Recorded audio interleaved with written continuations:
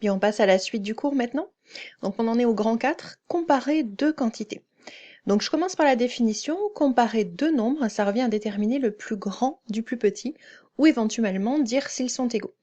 Donc selon la nature des nombres à comparer, il existe plusieurs méthodes. Aujourd'hui, on va travailler autour des nombres décimaux et des fractions. Donc en toute logique, là, on revoit des choses que vous connaissez déjà, que vous avez étudiées à l'école primaire et peut-être un peu au collège aussi. Alors pour comparer deux nombres décimaux, lorsqu'ils sont tous les deux positifs, on compare leur partie entière. Il suffit de comparer quelle est la partie entière, la plus grande ou la plus petite. Par contre, si les deux nombres ont la même partie entière, si elles sont égales, on compare leur partie décimale. S'ils sont tous les deux négatifs, on compare leur opposé, donc on considère le nombre sans le signe, puis ensuite on multiplie l'inégalité par -1, donc il va falloir changer le sens de l'inégalité.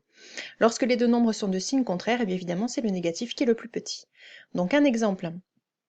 Si je veux comparer 3,45 et 5,27, il me suffit de regarder la partie entière. Ici c'est 3, dans ce nombre-là c'est 5, puisque 3 est plus petit que 5, 3,45 est plus petit que 5,27. Pour cet exemple-là, ces deux nombres-là ont la même partie entière qui est 7.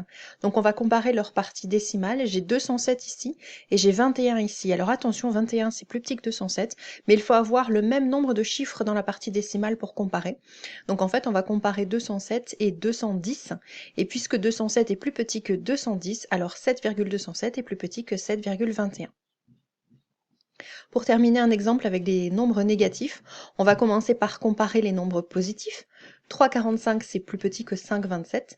Donc en multipliant par -1, je change le sens de l'inégalité. Moins 3,45 c'est plus grand que moins 5,27. On passe à la comparaison de deux fractions qui ont soit même numérateur, soit même dénominateur. Donc lorsqu'elles ont le même dénominateur, c'est-à-dire la partie qui est en dessous du trait de fraction, positif, ils sont rangés dans le même ordre que le numérateur. Par contre, si elles ont le même numérateur positif, ils sont rangés dans l'ordre contraire de leur dénominateur. Par exemple ici, le numérateur c'est -7, le numérateur ici c'est -5. Les deux fractions ont le même dénominateur qui est 2. Puisque -7 est plus petit que -5, alors -7/2 c'est plus petit que -5/2. Ici, -7/3, je peux considérer que c'est 7 sur -3.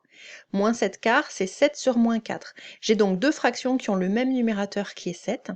Puisque -4 est plus petit que -3, alors 1 sur -4 est plus grand que 1 sur -3.